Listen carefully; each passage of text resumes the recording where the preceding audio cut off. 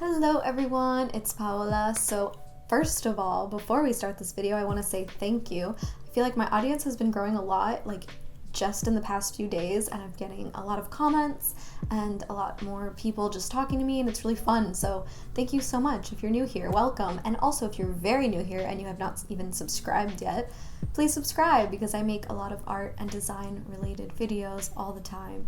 And yeah, hopefully they can be helpful and inspiring to you. Also, follow me on Instagram and Twitter at Paola Kassa. And now let's get into the actual video today, shall we? So in today's video, we are covering resumes. So I've gotten a lot of requests for this, and I'm sorry it took so long for me to do it, but here I am, I'm finally on top of my game. We're gonna discuss resumes, we're gonna discuss content and design. Now I know a lot of you are probably in school right now, or you are just graduating, entering the work world, or maybe you just wanna revamp your resume because I'm still doing that too. I'm actually in the process of revamping mine, and I'll get to why in a minute. I am also going through this along with you, so thought it would be a great time to talk about resume design in general. Now, let's start off with the first issue that I would need to address because it's one of the reasons that I'm actually updating my resume now. And it's definitely a problem. It's that companies, all of their job applications, if you're sending in your resume to these job applications, everything's over the internet. You're not sending in through the mail all of your info. You're not even calling these people. You're sending in an application online. And the problem with that is that your resume is going into a system, and those systems can really mess up your resume if it's not laid out correctly. So the problem with this is that there is the designed resume, and then there is the normal, I would call it boring resume, or I guess designers would call it boring. But the problem is when you're sending in these nice designed resumes that are in PDF form even, if there's anything really different about your resume, anything really unique, or even the layout is a little bit different than how a Word document would be laid out, then the system can get confused. So it can definitely hinder your job application because they can't read your resume, obviously. I've done this, I've dealt with this, and honestly, I didn't realize it for a while until someone brought it up that I was having a conversation with, and they're like, you almost need to have a nice designed one and a regular Word document one that just looks like a plain resume to actually submit, or else these systems aren't going to differentiate what you actually do. So my piece of advice would be to have two resumes actually, because especially if you're a graphic designer in the art field, you want to show that you're creative, and as a graphic designer, that's an opportunity to even show some of your design skills in your resume.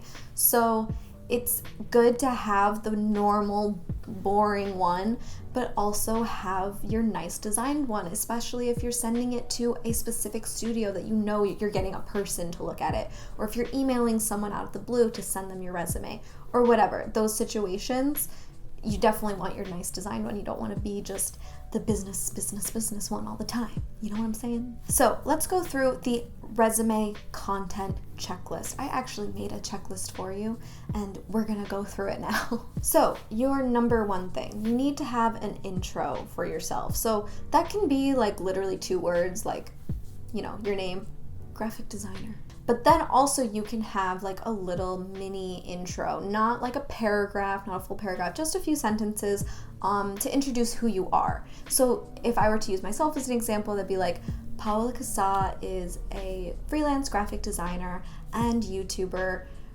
who creates content relating to art and design online. So that's it. That's really all you need. But an intro is a really great way to just showcase who you are. Resumes are typically 1 page, so keep it short and sweet. So the second thing that you want to have on your resume checklist is your education. So depending on your education and when it was, I feel like that is how you will decide where it goes on your actual page in your layout. So mine is toward the top because it's one of my most recent accomplishments, because it's important. But a client that I recently had that I did a resume design for, her education was, she graduated 10 years ago. So her education, she wanted at the bottom. She specifically asked for it. And I realized that's a really good idea because, her depth of work and field of work is so much bigger than her education, and it's so much more important now. Me, I'm still showing that I've recently gotten my degree, and you know, it's important to me to have that at the top. So it's up to you how you choose to display your education. If you're really proud of the school you went to and you went to like a top design school, cool, that's great, like put that at the top. It's not always the most important thing to have the best education, so it's up to you where you put it, but definitely have your education on your resume. Okay, so next on the checklist, skills. So skills are important to have on your resume, of course, like you want to show that you're good at things, but there's a way to do it that I think is not beneficial and a way that is beneficial. And that is like, I've seen this all over the internet on like the nice resume design examples, all of those things, like, and it's a lot of them. And it's those little bars that are like skills, and they show, I'm going to show it right here. That's what I'm talking about. Like, it shows how good you are at something, and it's like, I'm really good at this, I'm not so good at this compared to the other thing. Like, that's what I think is bad about it, because that's showing that you're like, I'm really good at this, I'm not so good at this, like I'm okay at this. And why would you want to show that on your resume? Like, if you're writing that skill is your skill, then that's it, you're good at it, that's your skill. You don't have to tell someone how good you are at it. Like, you've written it down, it's your skill. So I think just leave the little antics out of it, especially when it comes to design choices, because that is not going to help you. You want to show, you know, specifically what programs you're really good in. If you're a designer, you want to show like your artistic skills, if that's important to you. If you're into illustration, write down illustration as a skill.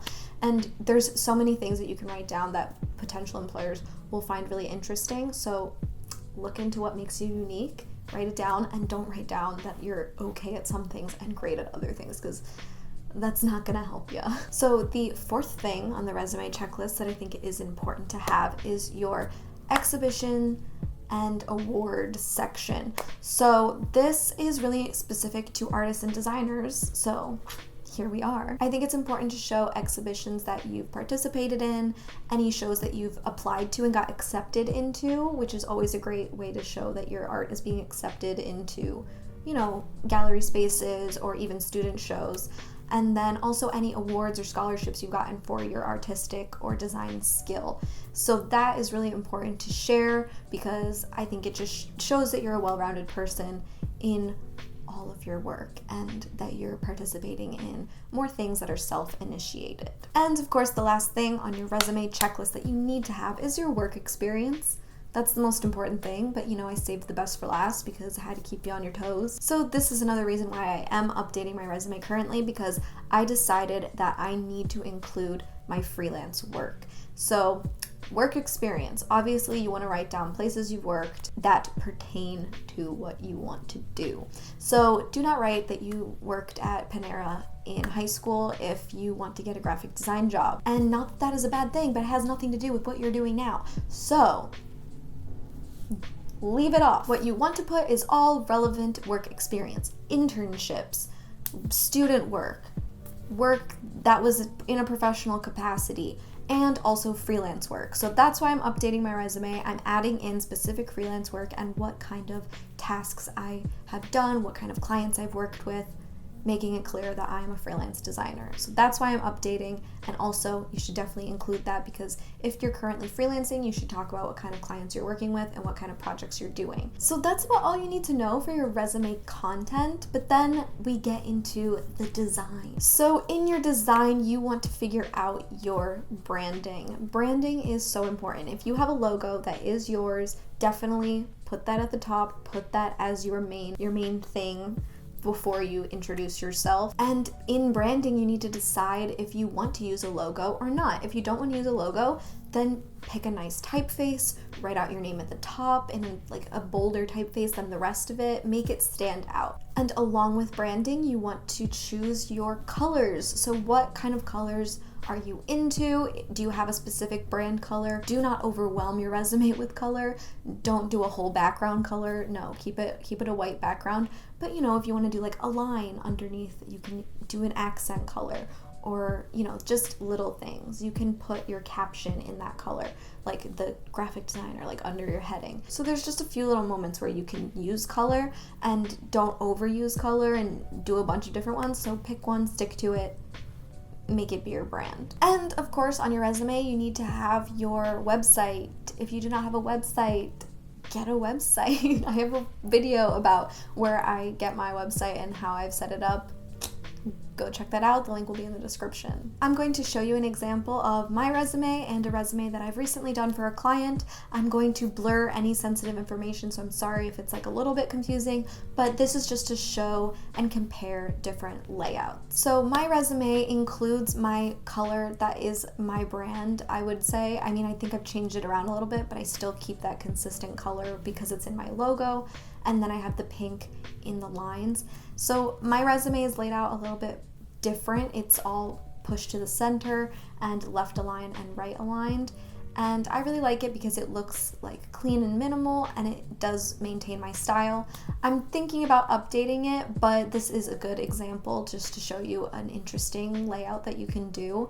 I'm thinking I might change it just because my style has changed in the past few years since I've made it. I think I did a great job with my resume, but you know, I might update it as time goes on. And this is the resume that I did for a recent client.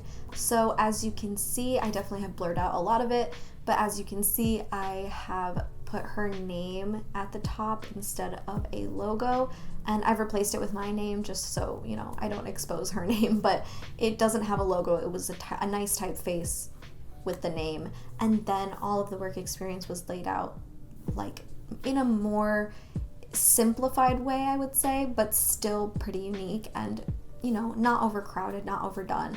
And I think the little bit of a color accent was great. So the last thing I would say about the design of your resume is just figuring out what kind of formats it's going to be in. Are you going to keep it a PDF?